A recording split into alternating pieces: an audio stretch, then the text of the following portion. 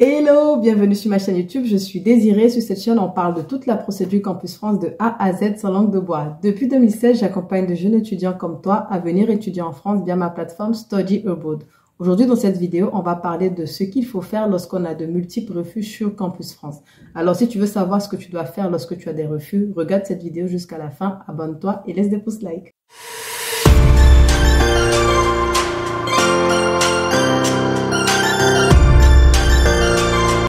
Alors, avant de commencer la vidéo, aujourd'hui, je ne vais pas faire de publicité, mais je réfléchissais, en fait, je me dis, mais comment je peux vraiment vous aider pour éviter des refus? Qu'est-ce qu'on peut faire?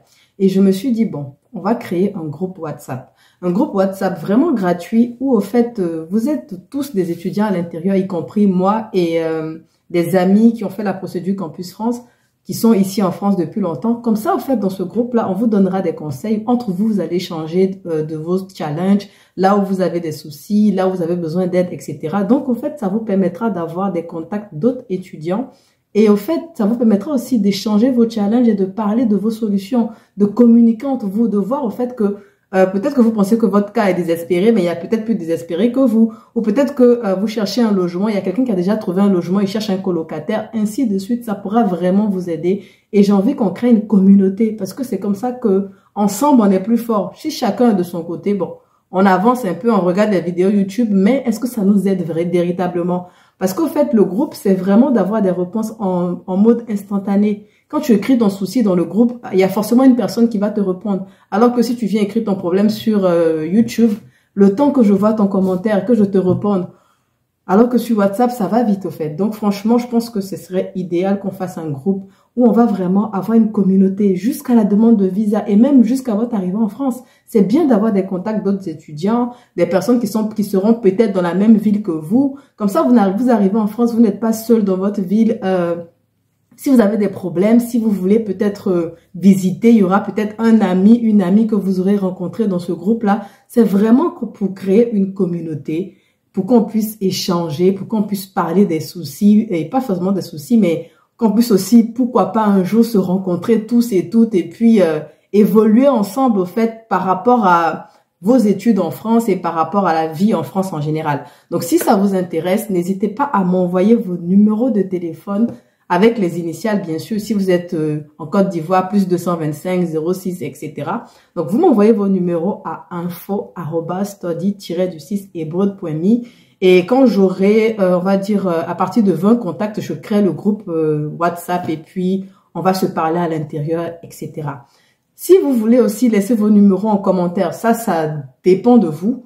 Moi, je ne vous conseille pas, mais en tout cas, envoyez vos numéros à info@study-abroad.me. On crée le groupe et on s'aide au fait dans ce groupe-là. Donc, sans plus tarder, on commence la vidéo. Alors, entrant dans le vif du sujet, que faire lorsqu'on n'a que des refus? Qu'est-ce que je veux dire par que des refus? Pour moi, au fait, à partir de 2 refus, il faut déjà commencer à poser des actions concrètes. Il faut déjà commencer à s'interroger. Alors, les refus, au fait, c'est pas lié aux universités. Je m'explique. C'est pas parce que l'université de Valenciennes vous a refusé que l'université de Lille va vous refuser. Les universités ne s'échangent pas entre elles pour dire que bon, on refuse Monsieur Ouattara et tout le monde le refuse. Non, c'est pas comme ça. Donc, quand vous êtes refusé dans une université, l'autre université ne vous refusera pas forcément. Mais au bout de 2 refus, pour moi, la première chose à faire, c'est de commencer à monter un dossier pour faire des recours. Les recours, au fait, vous avez le droit de le faire pendant 2 mois. C'est-à-dire que si on vous a refusé, aujourd'hui c'est le 16 janvier, si on vous refuse le 16 janvier, vous avez jusqu'au 16 mars pour faire un recours. Donc, au fait, ne perdez pas le temps. Faites les recours. Ne vous dites pas que, est-ce que ça va marcher? Vous ne perdez rien. Vous ne perdez rien de tenter votre chance ça peut changer. C'est vrai que la plupart des recours, lorsque vous faites des recours, on peut encore vous refuser. Mais tentez le coup parce qu'au moins sur 15 à 20% des étudiants qui font des recours, on change au fait le refus en acceptation.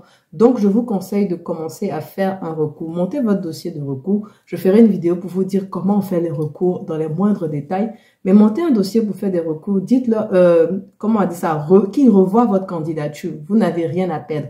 Donc, si vous avez 2 refus, faites des recours. Même si on vous refuse encore, au moins vous aurez tenté votre chance. Donc pour moi, c'est la première chose à faire lorsqu'on a à partir de 2 refus. Si tu as un refus, attends encore. Ça ne te concerne pas la vidéo. Voilà.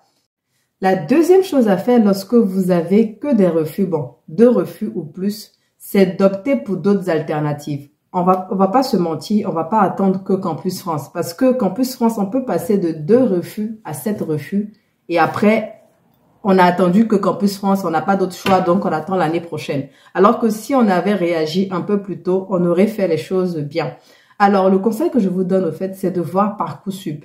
C'est vrai que la plupart d'entre vous, vous voulez faire une licence, un master normal, vous voulez pas faire de BTS ou de classe préparatoire, mais Parcoursup, c'est une bonne alternative. Vous pouvez passer par ce biais-là, arriver en France et une fois sur le territoire français, vous pouvez changer, aller faire l'université publique comme vous le voulez au préalable.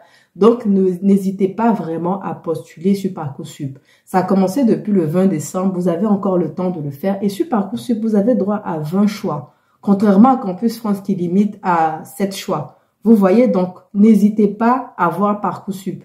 N'hésitez surtout pas. Moi, c'est le conseil que je donne quand je vois que quelqu'un commence à avoir pas mal de refus.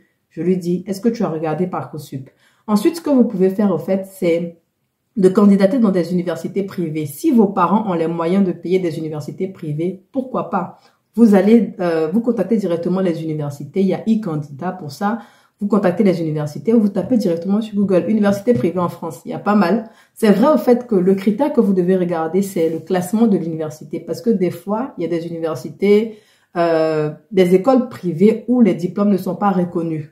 Oui, ça existe aussi en France. Vous finissez votre diplôme et c'est pas un diplôme certifié. Du coup, c'est difficile d'avoir un emploi derrière. Donc, regardez aussi la certification des diplômes dans ces universités-là. Dans ces écoles-là, vous postulez, vous suivez leur processus, leur procédure de recrutement des étudiants étrangers, leur processus de candidature, voilà. Et puis, ils peuvent vous accepter. Généralement, les écoles privées acceptent facilement.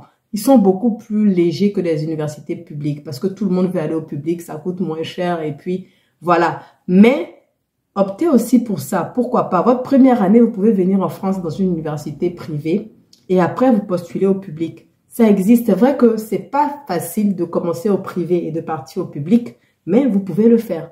Donc, voici aussi une autre alternative. Donc, deuxième chose, optez pour des alternatives. Ne restez pas là à espérer Campus France parce que sait-on jamais, on ne sait jamais. Alors, la troisième chose à faire lorsque vous avez que des refus, c'est de rester optimiste. Je vous explique mon propre cas, ma propre vie. J'ai postulé à Campus France à 7 choix en 2015. J'ai eu 5 refus successifs. Premier, 2, 3, 4, jusqu'au 5e, j'avais que des refus. C'est la 6e et la 7e université qui m'ont accepté et je suis venue en France. Donc, il faut rester optimiste, persévérer jusqu'à la fin. On ne sait jamais parce qu'au fait, les universités sont pas liées entre elles et généralement, au fait, les premières réponses sont souvent des refus. Donc, il faut rester optimiste, il faut y croire. Moi, c'est fin mai que j'ai eu ma 2e acceptation et puis j'ai choisi la 2e université qui m'avait accepté. Donc, franchement, persévérer. Si moi, on m'a accepté au bout de la 5e, ça veut dire que votre cas n'est pas encore désespéré. Donc, il faut pas commencer à trop se lamenter et puis perdre espoir. Continuez d'y croire, franchement. En tout cas, au bout de 5, si moi-même on m'a accepté. Et il y a des étudiants aussi que je suis. Ils ont seulement une acceptation. Seulement une. Les 6 autres universités les refusent. Et pourtant, ils ont des moyennes pas mal. Donc, en fait, ou bien même si vous avez des moyennes et tout, ce n'est pas un souci. On peut toujours vous accepter. Donc, continuez d'y croire. Ne baissez pas les bras, n'abandonnez pas. Ne vous dites pas que la France, c'est pas pour moi. Non. Continuez d'y croire. Moi, j'ai eu des acceptations au bout de 5 refus. Donc, c'est encore possible. La 4e chose que je vous conseille de faire, au fait, c'est d'analyser les motifs de refus. Pourquoi je dis cela? Parce que si vous êtes arrivé, par exemple, au mois de mai, de juin, il y a peut-être plus d'espoir, vous pensez à candidater l'année prochaine, il faut maintenant analyser les motifs de refus. Qu'est-ce qui s'est passé? Pourquoi on m'a refusé? Pourquoi j'ai eu jusqu'à 7 refus? Vérifiez votre dossier. Qu'est-ce qui a manqué? Qu'est-ce qui n'a pas marché? Analysez pour corriger l'année d'après. Parce que on va pas continuer comme ça, vous ne corrigez pas et puis vous êtes là et ça ne marche pas et on continue au fait d'erreur en erreur. Donc, analysez les motifs de refus, analysez votre dossier, voyez ce qui n'a pas marché, voyez comment vous allez revoir vos lettres de motivation, ainsi de suite. Et pour ceux aussi qui sont peut-être passés par des agences ou bien qui n'ont pas fait leur candidature eux-mêmes, je vous conseille aussi d'essayer peut-être l'année prochaine, si vous arrivez à ce choix-là, de faire les choses vous-même. Parce que personne d'autre ne pourra mieux vous accompagner que vous-même. Ou bien si vous passez par une agence, impliquez-vous véritablement. Allez là-bas chaque fois, voyez ce qu'ils font. Ne les laissez pas gérer votre dossier, puis vous dormez à la maison. Alors, la dernière chose à faire lorsque vous avez que des refus, c'est d'oser contacter les universités qui vous ont refusé. Les contacter, les appeler. J'ai pas dit envoyer des mails ou faire des recours, j'ai dit les appeler. Pourquoi je dis ça? Parce qu'au fait, des fois, c'est vrai que les universités, ils ont un nombre restreint d'étudiants. Ils peuvent se dire, bon, cette année, on doit prendre que 100 étudiants, pas plus. Et quand vous appelez, ils ont peut-être une place qui reste au fait.